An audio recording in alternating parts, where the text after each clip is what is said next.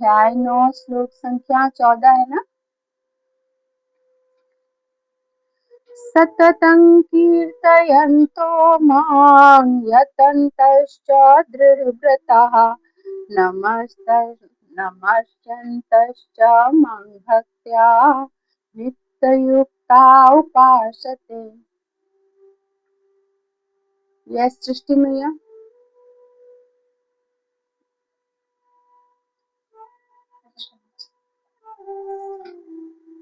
सततं निरंतर कीर्तन कीर्तन करते हुए भाव मेरे विषय में चिंतन को प्रयास करते हुए जात रण प्रकार संकट शत्रु पर विश्वास देता नमस्कार करते हुए जात तथा भाव को हत्या भक्ति में जिसकी युक्ता सदैव रत रहकर आसक्ति पूर्ण करते हैं। धन्यवाद। वो कहते हैं ना, सेवा रुकनी नहीं चाहिए। वो कहते हैं ना, सेवा रुकनी नहीं चाहिए। कभी कभी सेवा बहुत हो नहीं पाती और करना होता है। वो भौतिकता में कहावत है ना, सो मस्ट गो ऑन। कुछ भी हो, सो मस्ट गो ऑन। और आध्यात्मिकता में तो मतलब भगवान की सेवा किसी भी हाल में कभी भी हमें रोकनी नहीं चाहिए। और सच कहिए तो सुकून भी इसी में है।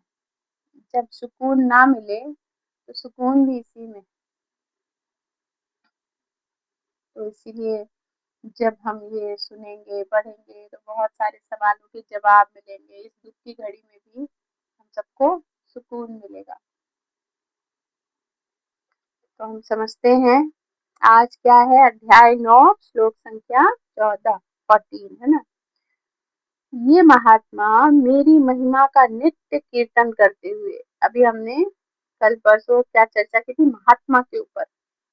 महात्मा कौन होते हैं, कैसे होते हैं, तो वो बता दिया भगवान ने। अब आगे कह रहे हैं कि ये जो महात्मा है मेरी महिमा का नित्य कीर्तन करते हुए। नित्य, कुछ उसने ऑब्लिक करके लिखा नहीं हुआ, अच्छा ये परिस्थिति ये परिस्थिति ये परिस्थिति में छोड़ दो। हर परिस्थिति में नित्य कीर्तन करते हुए, दृढ़ संकल्प के साथ प्रयास करते हुए, मुझे नमस्कार करते हुए, भक्ति भाव से निरंतर मेरी पूजा करते हैं। बल्कि जब कठिन परिस्थिति हो तो हमारा भगवान के प्रति जो संकल्प है, जो नमस्कार है, जो पूजा है, वो और बढ़ जाती है। क्योंकि सुकून और कहीं नहीं मिलता।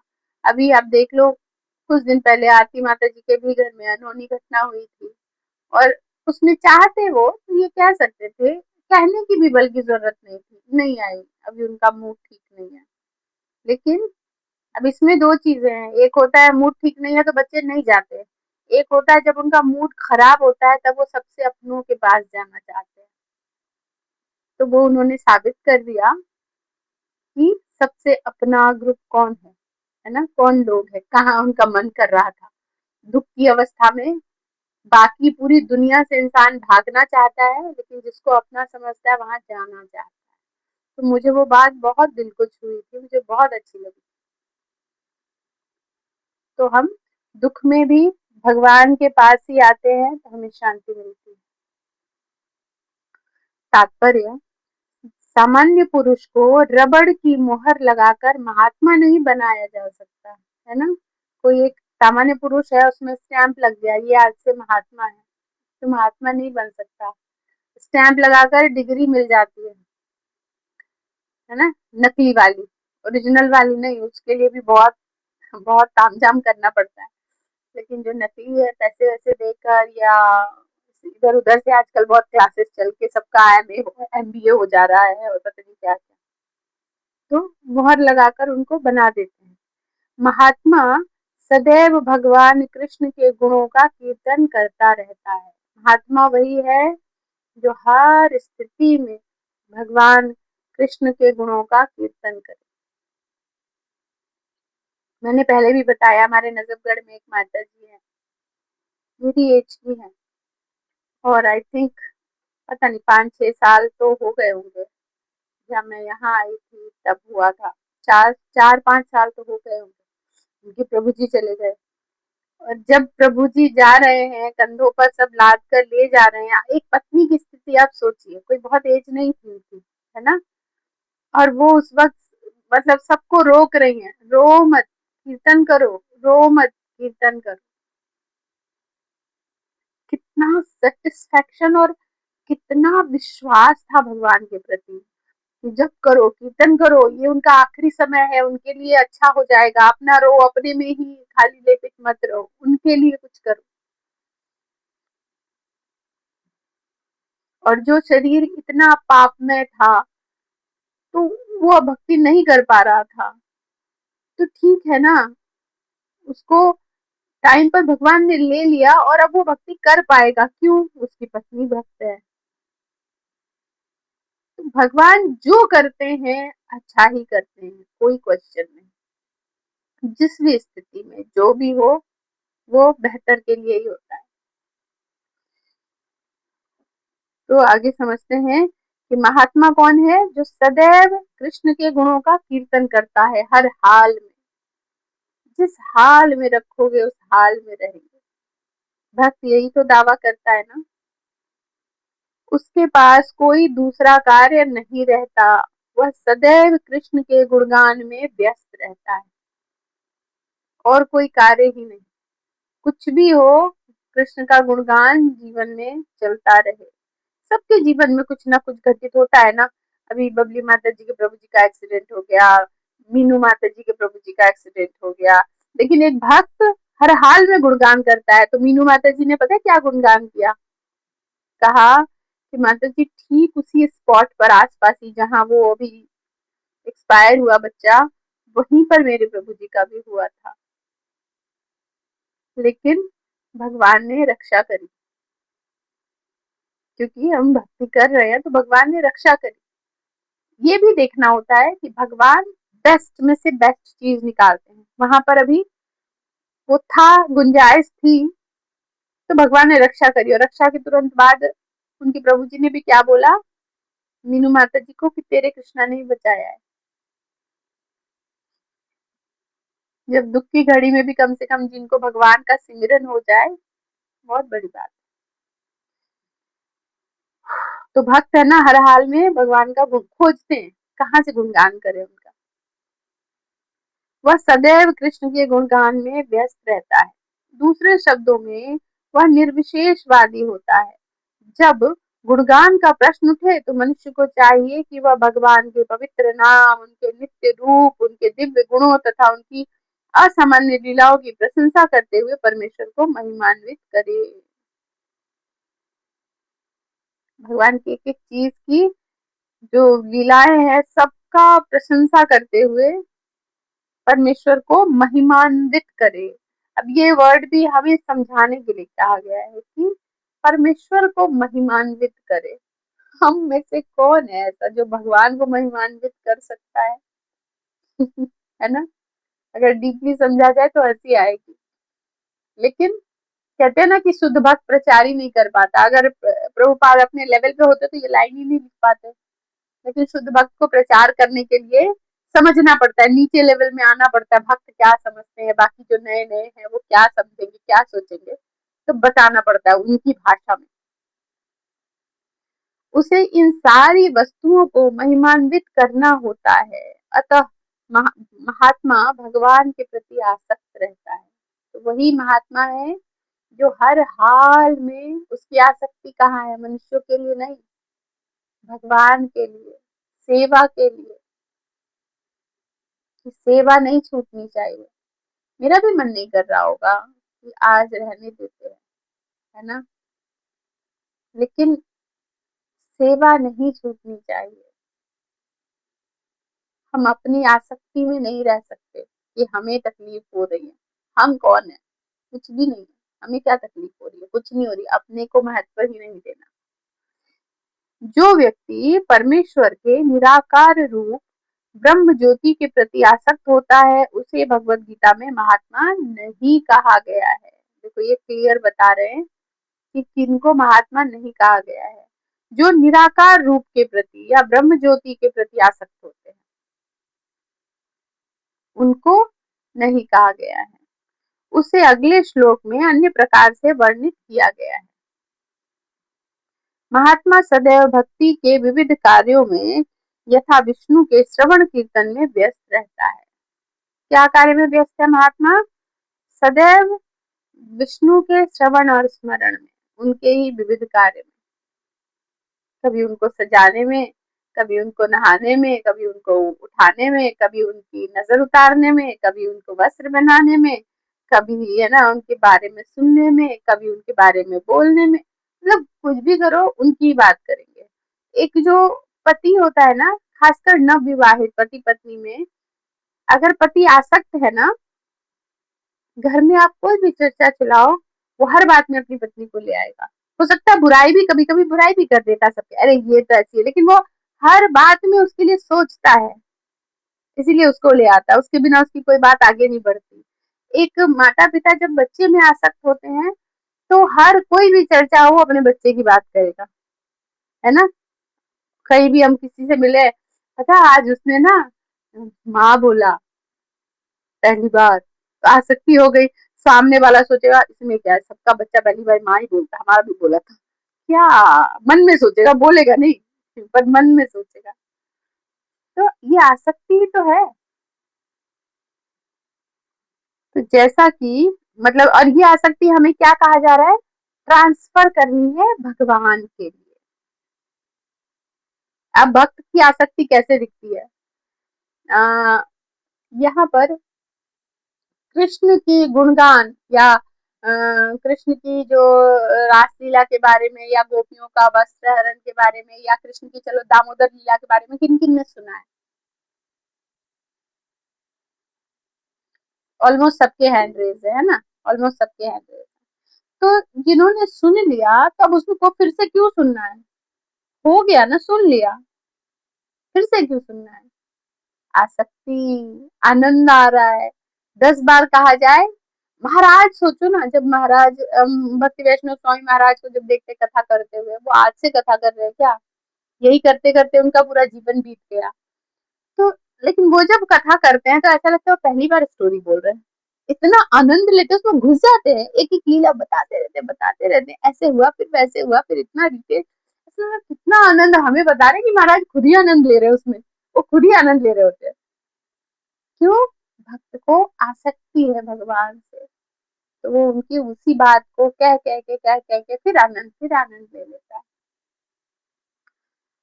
जैसा कि श्रीमद् भागवत में उल्लेख है, यही भक्ति श्रवणम कीर्तनम विष्णु स्मरणम पाद सेवनम है। ऐसा महात्मा अंततः भगवान के 5 दिव्य रसों में से किसी एक रस में उसका सानिध्य प्राप्त करने के लिए दृढ़ व्रत होता है। 5 रस सबको याद है? किसी को याद है? चालू माता जी आपका पहले से एनरेज है, पता चले पकड़े जाओगे।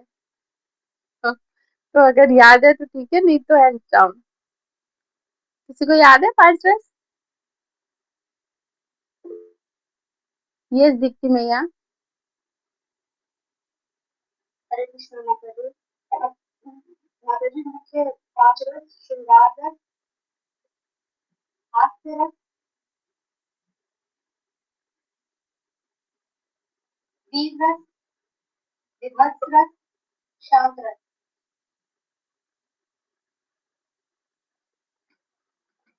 ये 5 रस है। यहाँ पर है कि ऐसा महात्मा अंततः भगवान के 5 दिव्य रसों में से किसी एक रस में उनका सानिध्य प्राप्त करने के लिए दृढ़ व्रत होता है। यहाँ पर थोड़ा सा चेंज है। ये सारथी मैया,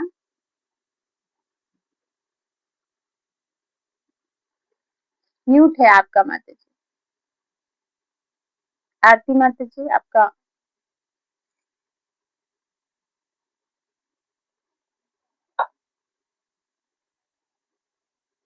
हरे कृष्ण माता जी। जी मैया बताइए। एक तो प्राग के रस है माता जी, करेक्ट। एक शांत रस है, और एक कथा मतलब सत्य रस है, और वात्सल्य रस है, और एक माधुर्य रस है। हरे, आप कहते हो माधुर्य की सबसे ऊपर होता है। हाँ बिल्कुल सही, बिल्कुल सही, धन्यवाद। तो भक्त जो होता है इन्हीं रसों में से किसी भी एक में वो स्थित होता है। और सबसे ऊपर माधुर्य रस इसमें इसलिए है कि माधुर्य रस में ये पांचों रस इंक्लूड है। दास्य भी, साख्य भी, वात्सल्य भी, सब इंक्लूड है। और क्यों कहा जाता है पत्नी को बहुत जगह पर माँ से भी उच्च स्थान इसीलिए मिलता है, मैंने पहले भी बताया है। क्यों? क्योंकि पत्नी और पति का जो संबंध है वो माधुर्य रस पर आधारित है और इसमें पांचों रस होते हैं। माँ के में एक रस कम होता है ना, बाकी सारे रस होते हैं माँ में भी, लेकिन पत्नी में माधुर्य इसीलिए होता है और वो इसी जगह पर आकर वो माँ से भी पहले मानी जाती है। उसमें ये पांचों रस है और भगवान ने किसी के साथ जाति नहीं की, सबको अलग अलग से, ऐसा नहीं कि एक ही तो मेरा बेटा है और मैं उसको छोड़ दूं कि पत्नी तुम श्रेष्ठ हो मैं नहीं। आप भी किसी की पत्नी हो, तभी आपका पुत्र हुआ है, अब वो उसकी पत्नी है, ये समझना पड़ता है। आगे हम समझते हैं कि इसे प्राप्त करने के लिए वह मनसा वाचा कर्मणा अपने सारे कार्यकलाप भगवान कृष्ण की सेवा में लगाता है। ये महात्मा की बात कर रहे हैं कि वो इन पांच रसों में से किसी एक रस पर होता है और इन रस में से वो अपनी स्थिति कोई भी एक रस को प्राप्त करने के लिए वो मनसा वाचा कर्मणा, मन से, वचन से और कर्म से वो भगवान की सेवा में लगता है। यही पूर्ण कृष्ण भावनामृत है। ये साथी माता जी।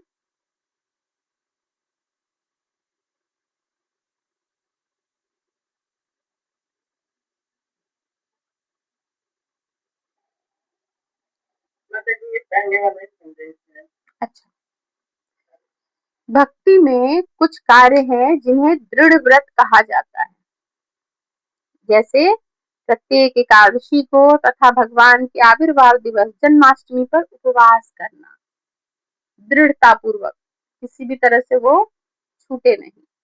ये सारी विधि विधान महान आचार्यों द्वारा उन लोगों के लिए बनाए गए हैं जो दिव्य लोक में भगवान का सानिध्य प्राप्त करने के इच्छुक हैं। उन सबको एकादशी करनी है, जन्माष्टमी करनी है, दृढ़ व्रत होकर, कठिन तप के साथ। हालांकि हमारी जन्माष्टमी, हमारी एकादशी में हम 56 भोग पाते हैं आजकल, तो इतनी तरह की आटा रोटी खानी है, ठीक है, आटा आटा गेहूं मत लो, सिंघाड़ा ले लो है ना, हर चीज का हमारे पास ऑप्शन है।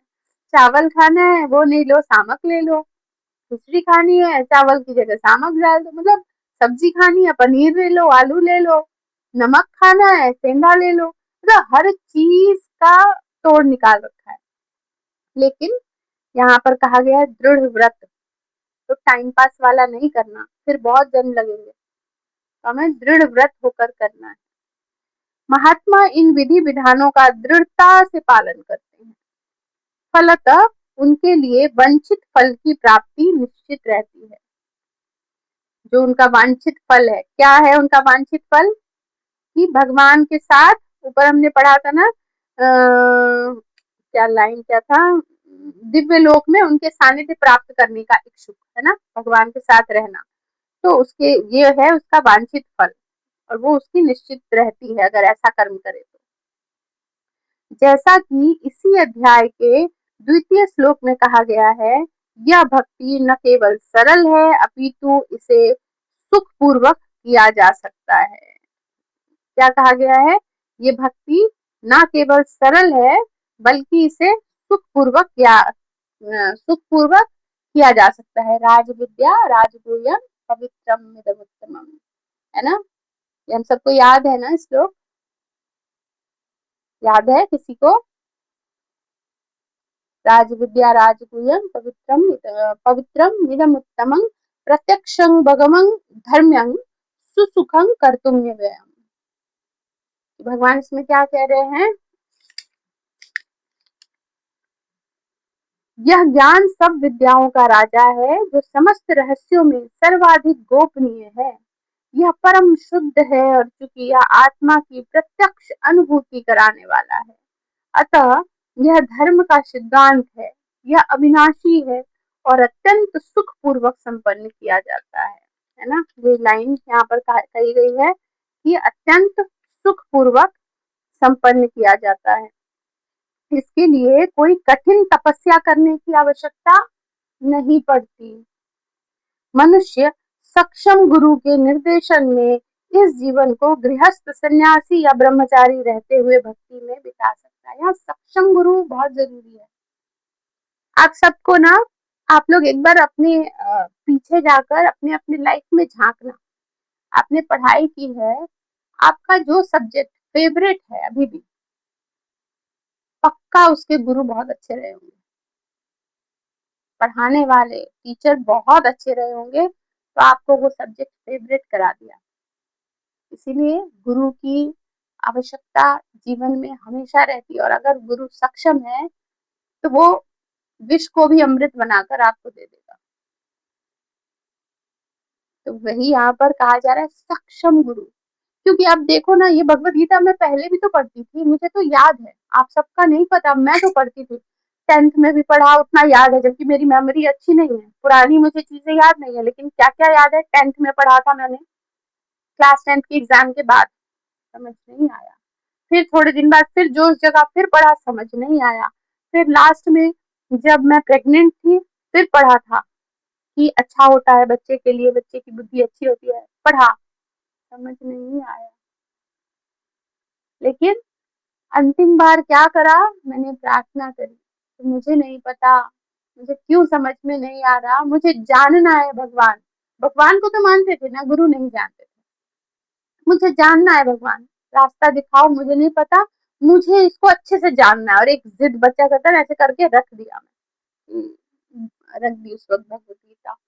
फिर पता नहीं कहाँ से जीवन में इतने सारे गुरु आ गए, है ना, एक श्लोक को अच्छे से बताने वाले, एक फोन कॉल पर हेल्प करने वाले, समझाने वाले। कहाँ हम इस लायक थे? बस एक प्रार्थना ही तो की थी। भगवान कितने दयावान है, तो कहते प्रार्थना तो करो।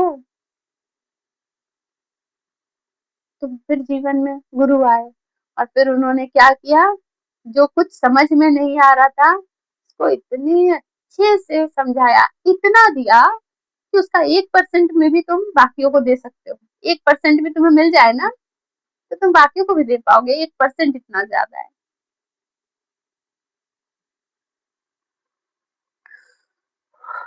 हम्म तो मनुष्य सक्षम गुरु के निर्देशन में इस जीवन को गृहस्थ, सन्यासी या ब्रह्मचारी रहते हुए भक्ति में बिता सकता है। तो इसमें मैं ये कहना चाह रही थी कि आप सब आगे गुरु के लिए जरूर प्रेरित हो, बिन गुरु ज्ञान कहाँ से हो। तो जीवन में गुरु को लाने की कोशिश करनी है, और उसके लिए पहले हमें उस लायक भी बनना है, थोड़ा सीरियस होना है भक्ति में, एक कदम आगे बढ़ाना है, तब हम गुरु के लिए प्रेरित हो पाएंगे। वह संसार में किसी भी अवस्था में कहीं भी भगवान की भक्ति करके वास्तव में महात्मा बन सकता है। गुरु इतना जरूरी है। अभी हमारे ही टेम्पल में एक मैया थी जो मतलब शादीशुदा, फिर डिवोर्स हुआ, फिर वो एयर होस्टेस थी और काम करती थी, हमारे टेम्पल में सेवा करती थी, मतलब यहाँ पर मंदिर आती थी। जीवन में गुरु आ गए, यहाँ आते आते क्योंकि दुख मिला, बाहर दुनिया से यहाँ आते थे, जीवन में गुरु आ गए। गुरु से उनको दीक्षा भी मिली, एक ही साथ ब्राह्मण दीक्षा भी मिली, कुछ इंतजार करने की जरूरत नहीं, सेम डे वो दीक्षा में बैठी थी, और दीक्षा के बाद ब्राह्मण दीक्षा मिल गई। और उसके बाद और कृपा, इतनी ही कृपा नहीं, टेम्पल के जो एक प्रेसिडेंट लेवल होता है ना, जो संभालने वाला यंगस्टर, उससे पूछ के, बहुत सुंदर है वो भी और बहुत अच्छे, उनसे पूछ के उनका विवाह करा दिया उनके साथ। जबकि वो ऐसा नहीं था कि शादीशुदा थे, डिवोर्स थे, नहीं, वो यंग थे, उनसे ही पूछ कर विवाह भी करा दिया। मतलब जो कुछ जीवन में अकेलापन था, कोई नहीं था। मुझे याद है अभी भी, जब गुरु महाराज के वहां हम लोग गए थे, जब हमारे गुरु ने शरीर छोड़ा, तो सबसे ज्यादा वो रो रही थी, वृंदावन में बिलख बिलख कर रो रही थी। तो हम सब जब उनको शांत कराने की कोशिश कर रहे थे, तो वो एकदम गले पड़ गए, मेरा तो कोई है ही नहीं ना भैया, कोई नहीं है ना, मेरे माँ ना बाप ना कोई नहीं, सिर्फ गुरु महाराज थे। कितना बिल्की थी वो। गुरु महाराज ने उनके जीवन में सब कुछ स्थिर कर दिया। और जब मैं पहली बार गई थी ना इस मंदिर, बहुत सारे भक्तों को देखा होगा, लेकिन उनको देखकर ही मुझे लग रहा था कि ये किसी की सेंटर में है, जबकि वो नई थी उस समय। बाद में बताया वो नई थी, लेकिन देखकर लग रहा था कि एकदम से नई है। लेकिन वो सूती साड़ी, सर पे पल्ला, और जो बोलने का जो मतलब एकदम लिखा, एकदम उनको देखकर ही शरणागति सी लग रही थी। तो मैं सबको कहूंगी कि गुरु की शरणागति बहुत जरूरी है। क्षमा कीजिए, हमारे भक्ति में हमें इमोशनल होना नहीं सिखाया जाता, खासकर प्रचार के वक्त। लेकिन कहीं ना कहीं शायद हम सब अभी थोड़े से झटके से बाहर निकले हैं, इसलिए ऐसा हो रहा है। पर गुरु बहुत आवश्यक है। तो जल्दी जल्दी सब कोशिश करें कि गुरु का हाथ थामे, जीवन पूरी तरह से बदल जाएगा। अच्छा, इसमें किसी का कोई प्रश्न है? पहले इस श्लोक से अगर कोई प्रश्न हो तो वो ले लेंगे, बाद में और कोई प्रश्न हो तो हम ले लेंगे। श्लोक आज सबने सुना भी या मन कहीं और था? कई बार हम दुख में भगवान की बातें ज्यादा सुनते हैं, और कई बार दुख में जब आधा अधूरा दुख मिलता है ना, तो हम विचलित रहते हैं, हम इधर भागते हैं, उधर सोचते हैं, उधर सोचते हैं। तो कोई प्रश्न नहीं है?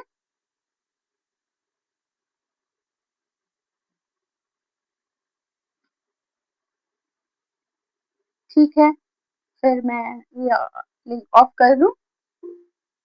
यस शालू माता जी। माता जी, एक प्रश्न है, श्लोक सेकंड एक्टिव तो नहीं है। माता जी, जैसे पिछली भागवतम हुई थी उसमें भी वो जिसे उनके बेटे का शरीर छूट गया था, और प्रभु जी है जो पहले भी बड़े बेटे का शरीर भी छूट गया। और मेरे प्रभु जी तो विश्वास में थे, तो वो सुन रहे थे बात। तो जैसे वो भक्ति करते हैं जो भी है, तो उनको फिर यही हो जाता है कि मेरे को ज्यादा भक्ति करने से डर, तो वो जा सकते हैं ना। कई बार बोलते कि मैं तो इसकी नहीं कर पा रही, आप ये करते रहते हो। तो ये चीजें ऐसी बहुत बहुत लोग होते हैं ना कि देखो कथा में जा रहे थे, भक्ति कर रहे थे, तो ऐसा क्यों हो जब जाता है? मैं एग्जाम्पल बताती हूँ आपको, जब हम घर में ना कोई एक ऐसा व्यक्ति है जो अवांछित है, जिसको हम बहुत पसंद नहीं करते, कुछ भी घर में झगड़ा हो, कलह हो, उसी पर बात ला देते हैं, किया किसी और ने, इसकी वजह से सब हो रहा है। मान लो कि एग्जाम्पल बताती हूँ मैं, थोड़ा सा हाथ होगा पर सुनिए।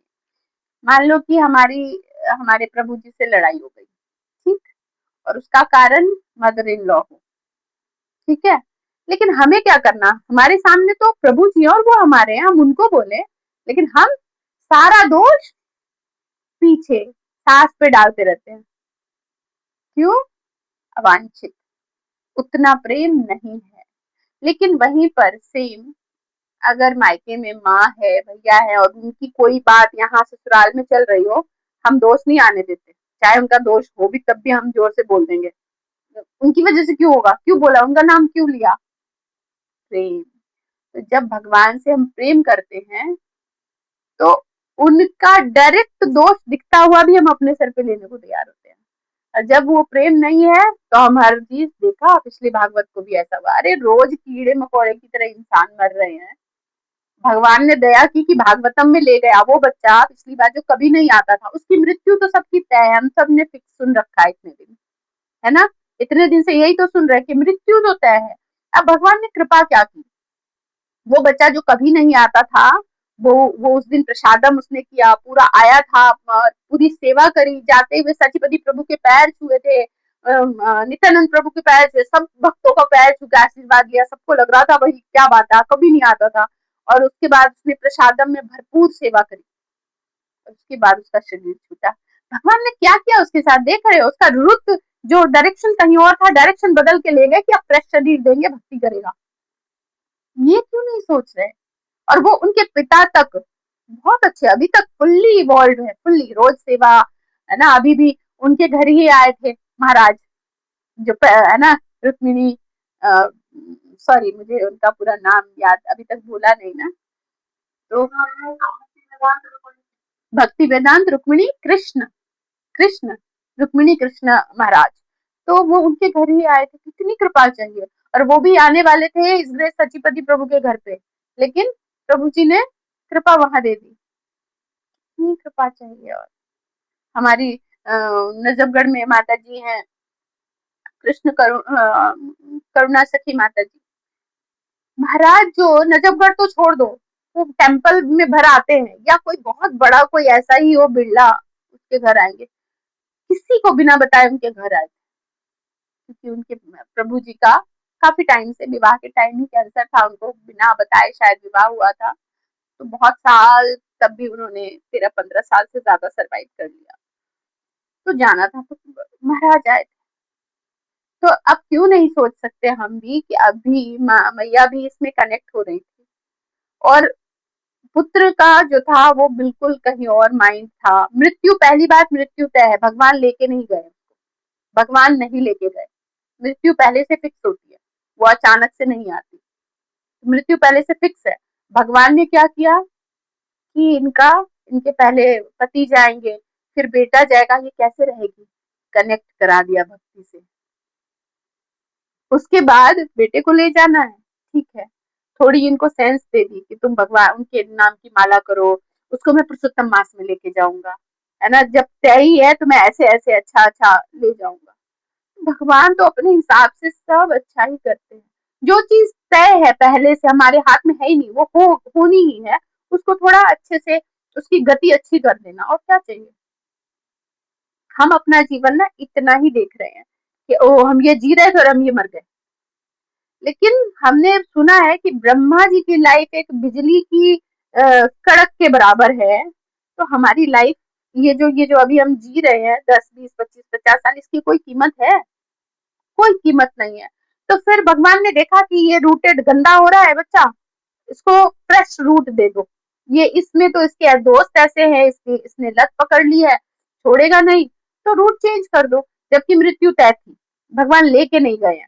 ऐसा नहीं था कि भगवान लेके गए मैं फ्रेश दे दूंगा, नहीं, नहीं। मृत्यु तो तय है, तो उसको क्या किया जाए कि उसका मृत्यु बेस्ट हो जाए।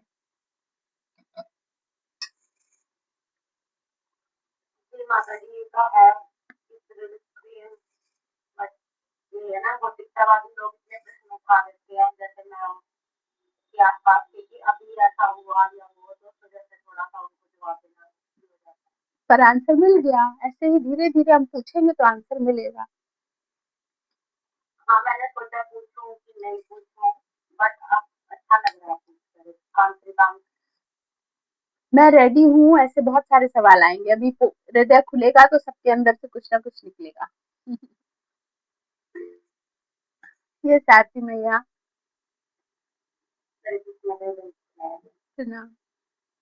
ये तो कहते हैं कि जाने वाला तो हो गया, उसको नया से शरीर मिल जाएगा, लेकिन जो उसको पीछे रह जाता है और इसमें दर्द तो वही होता है।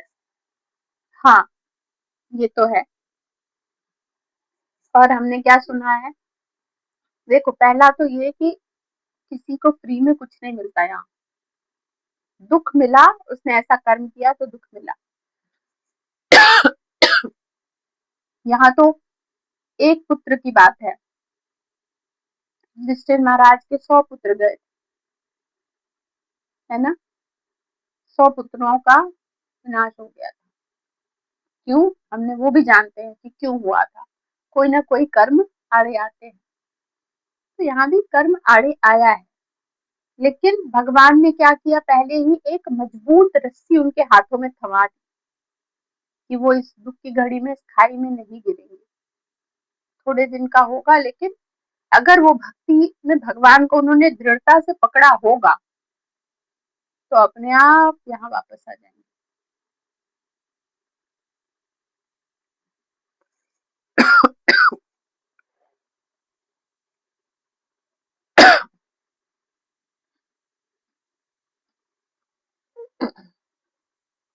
ठीक है मैया।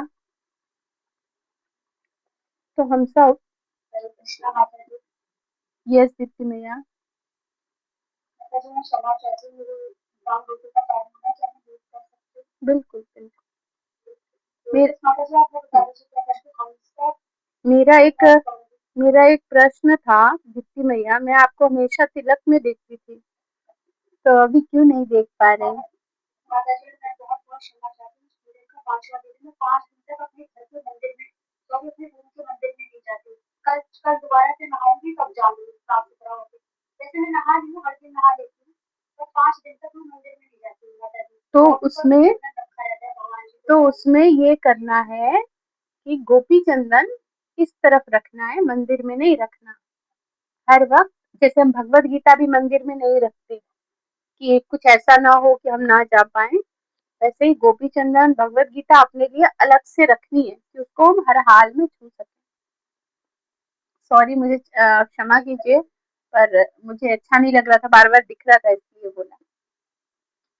जी माता जी मैं ध्यान रखूंगी और अलग से रखूंगी। हम्म, माता जी चंदन रख सकते हैं ना मंदिर में भगवान के लिए भी और वैसे अपने लिए भी?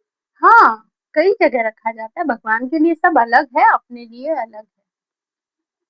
जी माता जी। ठीक है। किसी का कोई प्रश्न तो नहीं था ना अभी? तो हम ये क्लास ऑफ कर देते हैं, क्योंकि अभी प्रश्न होगा भी तो आउट ऑफ सिलेबस होगा, तो मैं ये क्लास समाप्त करती हूँ। हरे कृष्णा।